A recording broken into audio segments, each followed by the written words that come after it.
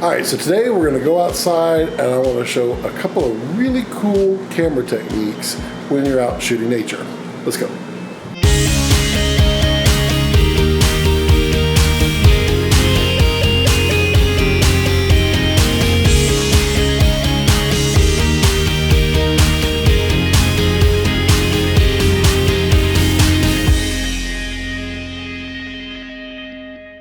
Hey, what's up? Scott Balkum here from Imagination Creation Films, and yeah, we were going to show you some cool nature techniques today, but then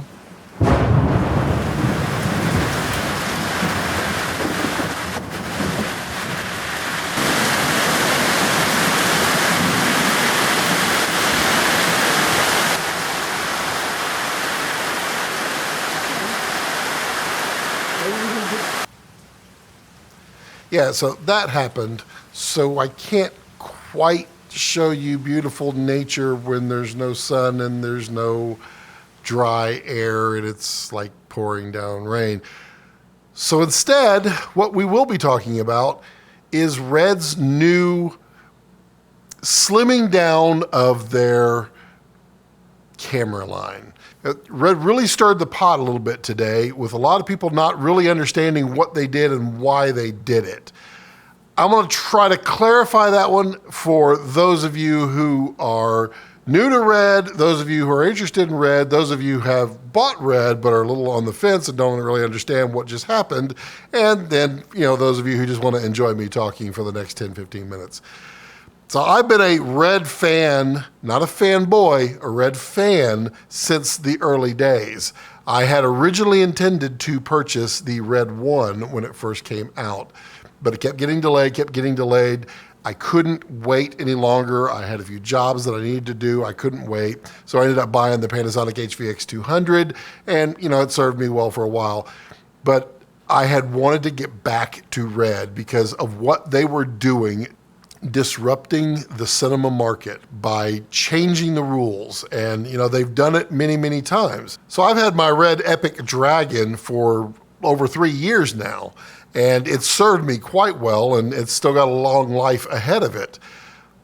But Red has been changing things and improving things and making things a little bit better literally every week. They just keep pushing the envelope, and they have created so many different camera offerings that it was a little bit confusing for people, and they were kind of like crossing over and it didn't make sense, and they didn't know what to do to smooth this out.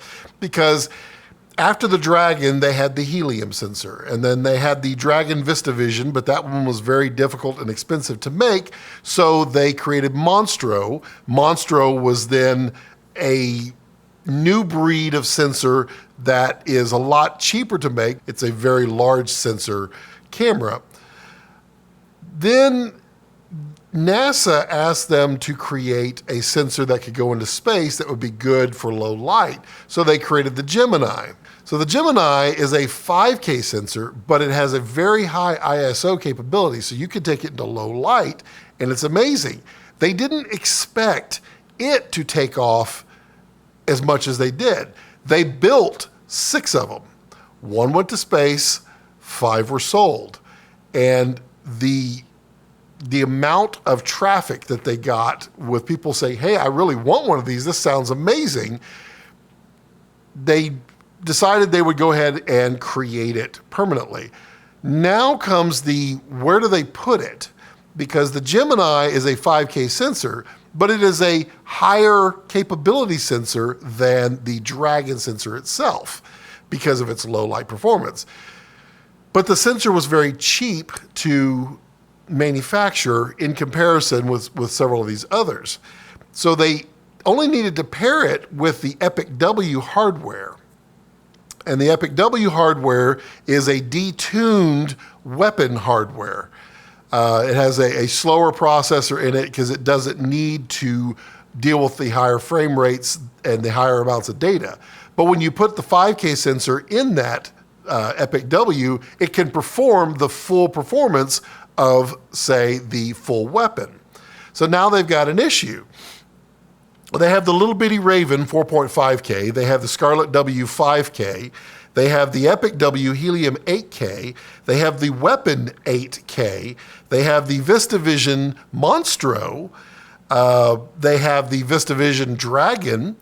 And then they have the Gemini 5K that is all across the board, just a lot of different sensors. Then they have the different bodies. They have a Raven body. Then they have the scarlet-w body. They have the Epic W body. They have the Weapon body.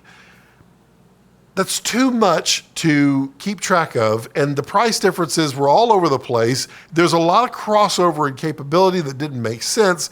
Finally, they just said, screw it, we're redoing it. And what they said was, we're not going to offer a bunch of different bodies anymore. We're just going to build one body, and that's called the DSMC-2 body.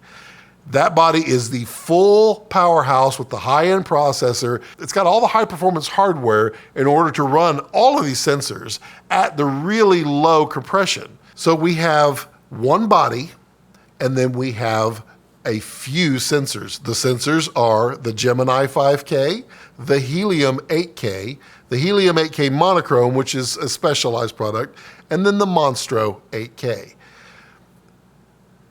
That's what they've settled on, and by doing that, creating one body instead of all these others, they can now produce so many of them that they can start to get lower cost of manufacturing by going in higher volume.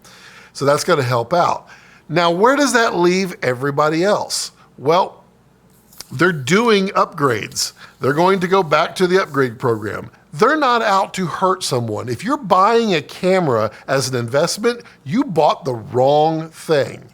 Now, you don't go out and buy a brand new Cadillac for $70,000 and expect it to be worth $70,000 when you drive it off the lot. It's actually worth $50,000. When you live on the cutting edge, you take that dip. If you go and buy a brand new, all out, every single bell and whistle computer today, tomorrow it's not going to be worth as much because there's going to be something new that comes out. We're dealing with technology here. We're dealing with computers and electronics. That means that every day there's something new and better that comes along. So if you're expecting it to just keep its value forever, you're in the wrong market. You need something physical and mechanical.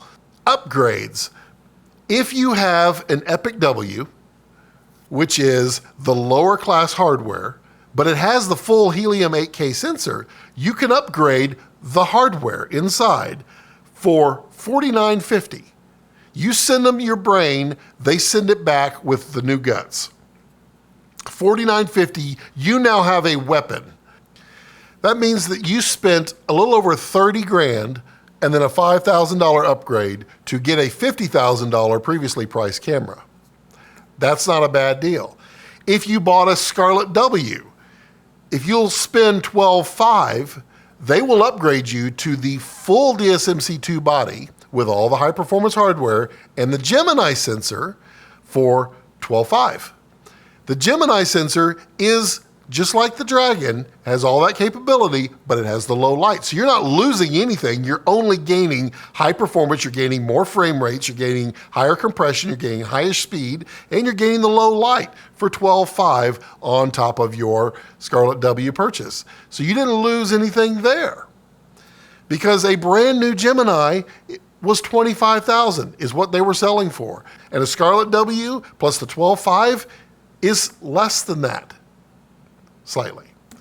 If you have a red Epic Dragon, only the Dragon, not any of the Mysteriums, you can upgrade for $14,500 to the full DSMC-2 plus the Gemini chip. Now what you will lose there is you will go from 6K to 5K, but you will gain low light performance, far less noise, and you get the DSMC-2 body. Red has also lowered the prices on all of their cameras. So the base model Red DSMC-2 is the Gemini. It's the DSMC-2 body. There's only one body. And the Gemini processor, it's $19,500. If you want the Helium, it's $24,500. If you want the Monstro, it's $54,500. That used to be an $80,000 camera now is $54,500. The full-on helium weapon was a $50,000 camera. Now it's $24,500. You see where it's going? They aren't screwing anybody. The only people that are going to feel slighted are those who just bought one and they just spent the money and then they lowered the price. You're going to feel that pinch. My guess is Red isn't going to leave you hanging. They never have. They have always taken care of their core customers. The other thing that they're doing, and this is what I was kind of hinting to a while back, is Red is kind of venturing off into the consumer and the prosumer market. And it's definitely something they want to do because that will help them make money. They love their core creators, their core group of cinematographers and owners who have loved Red from the beginning and use them and trust them daily. And they have split internally in Red these cameras away from the prosumer and the consumer stuff that they're going to be coming out with. That means that in the higher end market, what it costs is what it costs. They're not going to be gouging anybody or living on the cutting edge because that's their only profit model. They're going to make their money on the consumer and prosumer stuff. They're going to innovate and share that on the top end. Now, I'm putting this all together based upon what I've heard, what I know, who I've spoken to. This is kind of the model. I could be off a little bit, but I bet you I'm pretty dead on that that's what they're doing. So Red's not screwing anybody, and they really never have. They've gotten a bad rap, and they were a little, let's just say, snooty originally because they're having to fight off naysayers who are core fundamentalists. That can't ever be this can't ever be that. And Red has proven them wrong over the years, showing that yes, you can, yes, we did, and yeah, it can be affordable. I'm a very picky shooter, and I like Red. I like a lot of the other cameras. I'll shoot with an area all day long. I got no problem with it. But when I came time to buy, I bought a Red for the Red ecosystem, for the company, for Jared, the president of Red, for all of the people that work with Red, for the community. I bought into an ecosphere of professionals, and it makes a difference. I really think this is an amazingly positive thing for Red to have done. Now, yes, it does hurt me a little bit. Again, when I bought my Dragon, right after I bought my Dragon, literally 3 months after I bought it, they came out with the weapon. When they did that, they offered an upgrade from my Dragon to the weapon. And immediately they said that the brain of my Dragon was only worth $14,500 on trade-in, or maybe it's $15,000. And I paid $25,000 for that brain. So instantly, if I were to trade that in right then and there and live on the cutting edge, I would have lost $10,000. And yeah, it stung a little bit, but I didn't buy it to upgrade to the latest. I bought what I needed. What I needed was the 6K Dragon. So they have come through and had a couple more upgrades since then. Since when they came out with the Helium, they offered more upgrades. They have constantly offered upgrades to these cameras. Each time they lower the value of my camera. My camera right now, they're only offering me, they're offering $14,500 that I pay to get the Dragon to the Gemini. The Gemini I can buy for $19,500, so that tells you they're only giving me $5,000 for my Epic Dragon. Well, it's lost more value, but this camera is over 3 years old. It still does everything that I need. I am probably going to be upgrading to the Gemini. May go to the Helium. I don't know yet. I'm still on the fence there because I really like the 8K, but I really want that low light. My big hold off has always been the high frame rates, which now they have resolved by the singular body. My camera is worth less on the used market But that's okay. I've made my money on my camera. It's not something that I'm looking at to, oh, I need to protect it. People should look at this stuff as a tool. You use your tool. Sometimes your tools break, you fix them. Sometimes you need a new tool, you upgrade them. They're just a tool. Don't get married to the dollars in there. You are buying a tool. You should be paying it off.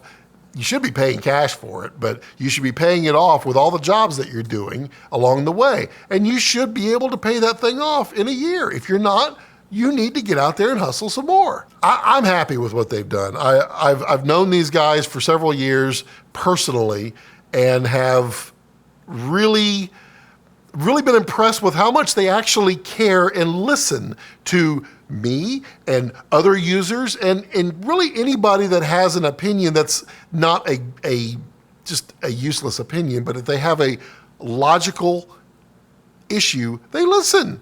And they put that stuff into these cameras every day. And that's why I wanted to do this video, because I couldn't do the nature video today, just to clarify what this whole Red upgrade and really simplification of their ecosphere and help you understand what is out there. And if you were just buying one and you were kind of ticked off, maybe this sets your mind at ease. Maybe it didn't, but be patient and trust that it's going to be okay, because if you didn't trade in your camera, if you kept it, you're still going to be working, right? What if Red didn't do this for a year? You would still be able to use your camera, wouldn't you? You bought that camera for that purpose. You didn't buy it for the next camera. You bought it for this purpose. Use your camera. If you can use the upgrade and you need the upgrade and you can justify the upgrade, upgrade. I didn't upgrade for 2 upgrades already. Probably going to do this one because it's starting to get too good to pass up. Just, take it one day at a time and go out there and create something. Use your gear. Shoot. Be creative. That's what we're here for. That's what we're doing it for. So, as always, if you have any questions or comments, do feel free to put those in the section down below. I do try to read and respond to every single comment, even if it's just to say thank you. Also, do click that subscribe button and the little alert bell next to it. I am trying to build a community, and I do think you would be a great part of this community. So click that little subscription button. Give me a thumbs up because, hey. And yeah, I do have a Patreon. If you want to support me on Patreon, I would greatly appreciate it if anybody wanted to support me out there, because I'm going to be doing more and more. Really want to make this thing work. So help me out there. And yeah, as always, as I like to leave it, don't let your passions center around your life. Let your life center around your passions.